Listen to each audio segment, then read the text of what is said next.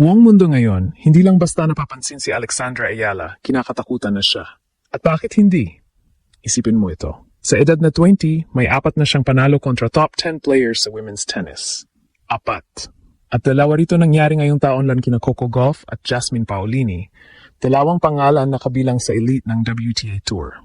Noong una, akala ng iba Cinderella run lang ang nangyari kay Alex sa Miami laban kay Iga Swiatek. Pero habang tumatagal, nagiging malinaw na hindi ito tsamba. Pattern na ito, system na ito, at higit sa lahat, warning ito sa buong tennis world.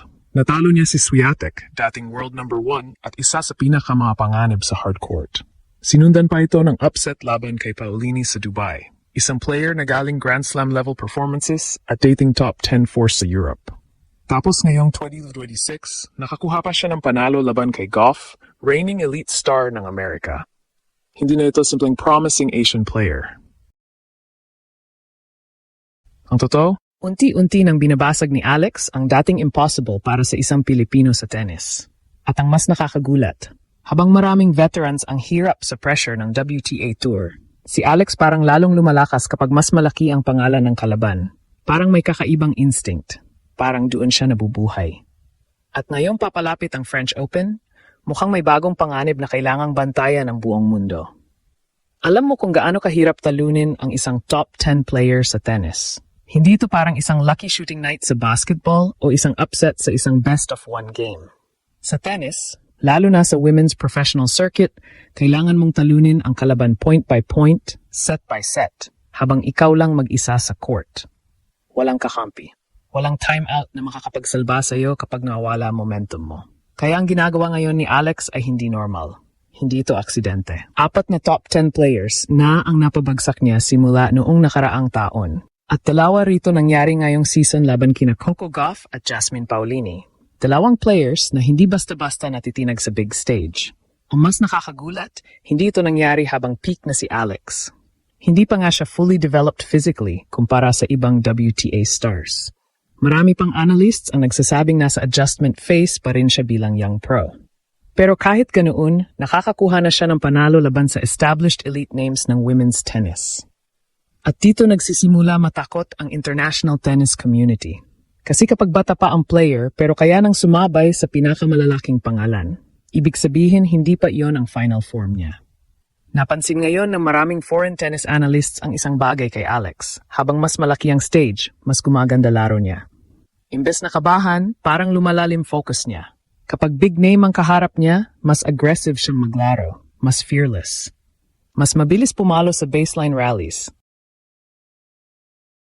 At higit sa lahat, hindi siya basta nagpapadala sa crowd pressure. Ito ang dahilan kung bakit maraming tennis fans online ang nagsasabing dangerous dark horse na siya sa mga major tournaments. Dati, tingin ng mundo sa Asian tennis prospects ay limitado lang sa consistency at speed. Pero si Alex may halong modern power game at tactical patience. Marunong siyang maghintay ng tamang opening pero kaya rin niyang umatake kapag may pagkataon. At habang tumitindi ang confidence niya, mas nagiging lethal ang kanyang left-handed angles na sobrang hirap basahin lalo na sa cross-court exchanges. Isa pa, hindi dapat maliitin ang mental toughness niya. Tandaan natin, galing si Alex sa bansang walang malaking tennis infrastructure kumpara sa Amerika o Europe. Wala siyang luxury ng napakalaking local tournament system na meron ang ibang bansa. Pero kahit ganoon, umabot siya sa puntong kaya niyang gulatin ang mga superstar ng sport. At dito nagiging emotional para sa maraming Pilipino ang kanyang pag-angat. Kasi bawat panalo ni Alex, hindi lang personal victory. Para itong mensahe sa buong mundo na kaya ring makipagsabayan ng Pilipino sa sport na matagal ng kontrolado ng mga powerhouse countries. At habang dumarami ang nabibiktima niyang elite players, unti-unting nagbabago ang tingin ng tennis world sa papangalan na Ayala. Hindi na siya simpleng rising prospect. Posibleng future contender na talaga. Ang pinakadelikadong parte sa pag-angat ni Alex ngayon, hindi lang basta siya nananalo. Ang mas nakakatakot para sa ibang players, natututo siya pagkatapos ng bawat malaking laban. Yan ang malaking senyales ng future superstar. Kapag tiningnan mo ang evolution ng laro niya nitong nakaraang taon, makikita mong hindi lang confidence ang lumalaki. Mas naging mature ang decision-making niya sa court. Noon, minsan nagmamadali siya sa rallies at napapa-overhit kapag pressured. Pero ngayon, mas composed na siya sa mahabang exchanges. Marunong na mag-reset ng point. Marunong nang pumili kung kailan atake at kailan maghihintay. At yun mismo ang dahilan kung bakit kaya niyang gulatin ang mga elite names tulad ni Coco Gauff at Jasmine Paolini. Hindi mo basta matatalo ang top 10 player gamit lang ang energy o hype. Kailangan mo ng tactical discipline. Kailangan mong pigilan ang panic kapag bumabalik ang momentum ng kalaban.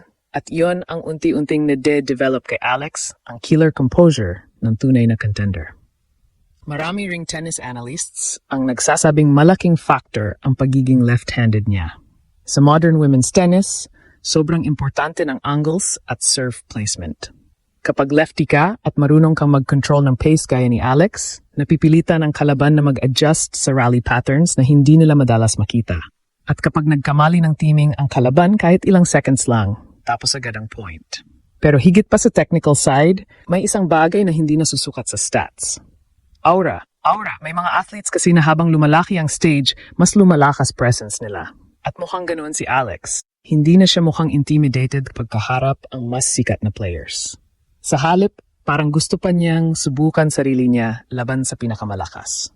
At dito nagsisimulang mabuo ang panibagong narrative sa international tennis. Dati pag Pilipino ang nasa malaking tournament, parang bonus na lang kung makakuha ng isang upset. Pero ngayon, kapag nakita ng draw si Alex, may ibang pressure ng kasama. Kasi alam nilang kaya niyang manggulat anumang round. Ibig sabihin nagbago na ang perception, hindi na easy match, hindi na young wildcard, threat na siya. At habang papalapit ang malalaking tournaments gaya ng French Open, mas lalong nagiging interesting ang sitwasyon. Clay court pa naman ang isa sa surfaces na nangangailangan ng patience, movement, tactical intelligence, mga bagay na patuloy na lumalakas sa laro ni Alex. Kaya ngayon, maraming Pilipino ang nagsisimulang mangarap ng mas malaki. Hindi na lang basta makapasok sa Grand Slam. Hindi na lang basta makakuha ng magandang ranking, kundi totoong contention. Totoong possibility na isang araw, may Pilipinang hahawak ng Grand Slam trophy habang nakatingin ang buong mundo. At sa dami ng top 10 players na napabagsak na niya, parang unti-unti nang pinapatunayan ni Alex na hindi imposible ang pangarap na iyon. Sa puntong ito, malinaw na sa buong tennis world na hindi na simpleng future prospect si Alex. Ang 4 na panalo niya laban sa top 10 players ay parang 4 na malalakas na babala na may bagong puwersang dumarating sa women's tennis. At ang pinakamapanganib dito, bata pa siya, gutom pa siya, at patuloy pang lumalalim ang kanyang laro habang lumalaki ang pressure. Habang papalapit ang mas malalaking laban at Grand Slam tournaments, mas maraming mata ang tututok kay Alex. Pero baka ang hindi pa alam ng mundo, hindi pa talaga nila nakikita ang pinakamalakas na bersyon ni Alex.